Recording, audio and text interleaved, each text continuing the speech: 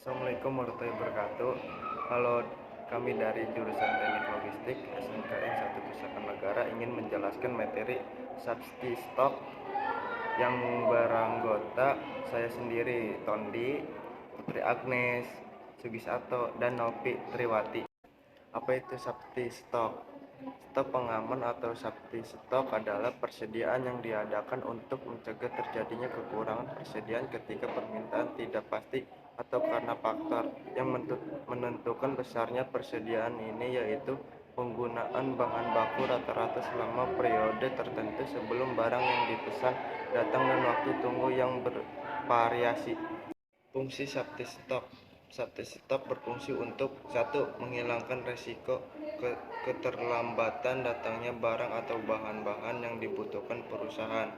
2. Menumpuk bahan-bahan yang dihasilkan secara musiman sehingga dapat digunakan bila bahan itu tidak ada dalam pesanan. 3.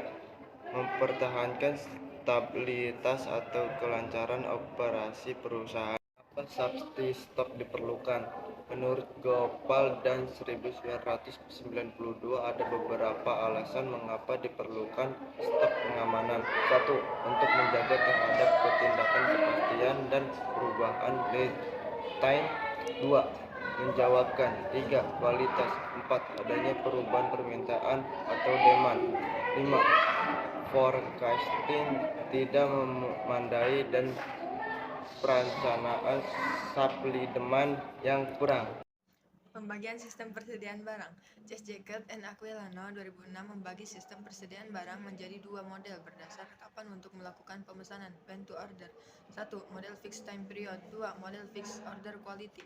Perbedaan utama dari kedua model di samping adalah sebagai berikut. 1. Model fixed time period berdasar atas waktu, time triggered, di mana order terjadi pada interval waktu yang telah ditemukan. 2. Model fixed quantity berdasar kuantitatif. Model ini menandakan perlunya pemesanan atau order saat titik order. A. Model fixed time period. Model persediaan barang ini juga dikenal dengan sebutan periodic review. Model ini menyarankan bahwa untuk melakukan pemesanan kembali setiap jangka waktu yang tetap. Order yang dilakukan dapat berubah-ubah tergantung dari seberapa besar penggunaan tingkat persediaan barang di dalam masing-masing periode. Perhitungan persediaan dan penentangan pesanan dalam jangka periodik terkadang terjadi pada saat penjual mengadakan kunjungan rutin ke pelanggan dan mengambil pesanan untuk produk-produk mereka, atau saat pembeli ingin menggabungkan pesanan untuk menghemat biaya transportasi. Model fixed time period ini mempunyai jumlah pesanan yang bervariasi dari waktu ke waktu yang tergantung kepada tingkat penggunaan.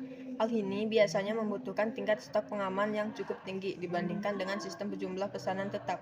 Sistem pesanan tetap mengasumsikan perhitungan kontinu kepada jumlah stok saat itu dengan order yang seketika ditempatkan saat titik pemesanan kembali, reorder point, tercapai. B. Model fixed time quantity. Model yang biasa disebut dengan continue review atau dikenal pula dengan reorder point mempunyai prinsip dasar, yaitu pemesanan kembali akan apabila jumlah persediaan barang yang dimiliki jatuh dalam batas tertentu dari tingkat meminimum persediaan barang yang diperkenankan, reorder point. Atau dengan kata lain, model ini mengasumsikan penempatan order terjadi pada saat sisa persediaan pencapaian titik order yang telah ditentukan, sehingga jumlah persediaan harus selalu dikontrol. Sistem ini mewajibkan bahwa setiap kali pengeluaran ataupun penambahan persediaan dibuat, catatan harus diperbarui untuk memastikan bahwa titik order telah tercapai atau belum. 1. Kebijakan persediaan pengaman. A. Kebijakan umum persediaan. B. Kebijakan penerimaan persediaan. C. Kebijakan penguluran persediaan. D. Kebijakan pelaporan persediaan. 2. Perbuatan laporan jumlah persediaan pengaman. Storekeeper tidak diperkenalkan menerima barang dari supplier tanpa disertai dengan bukti PO atau internal order untuk antar lokal atau dari kantor cabang, dan pendukung dari supplier surat jalan. Storekeeper telah menerima Shopee PO pada saat penerima barang di gudang. B. Storekeeper dilakukan mengecekkan atau barang yang menerima. Kualitas barang dilakukan pengecekan oleh pihak internal yang kompeten. 3. Prosedur pengeluaran persediaan. A. Bagian produksi menunjukkan permintaan jumlah material berdasarkan jumlah karyawan klien. B. Bagian produksi menunjukkan item atau jenis material berdasarkan menu planning bulanan. C. Untuk barang-barang kelompok dry goods seperti gula, kopi susu, minuman kaleng, minuman kotak atau material lain. Menu utama maka admin side membuat form permintaan barang dan menunjukkan kepada storekeeper berdasarkan catatan dari klien. 4. Prosedur pelaporan persediaan. Storekeeper membuat laporan persediaan yang terdiri dari saldo persediaan, mutasi persediaan, penerimaan barang dan pengeluaran barang secara periodik, daily, weekly, atau monthly report. B. Storekeeper membuat analisis umur persediaan, kategori persediaan yang pergerakannya lambat. C. Storekeeper dan tim accounting melakukan stock take perhitungan fisik setiap bulannya dan didokumentasikan. Storekeeper membuat berita acara atas dilakukannya stock take dan ditandatangani oleh storekeeper dan accounting.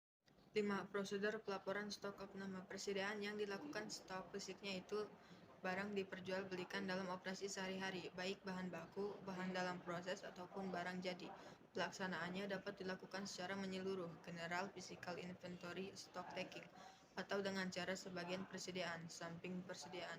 Diadakan setiap akhir bulan di lokasi cabang yang volume persediaannya besar disesuaikan dengan aktivitas gudang dan paling lama setiap 3 bulan dibagi dalam beberapa tahap yaitu A. Tahap persediaan. B. Tahap pelaksanaan. C. Tahap penyelesaian.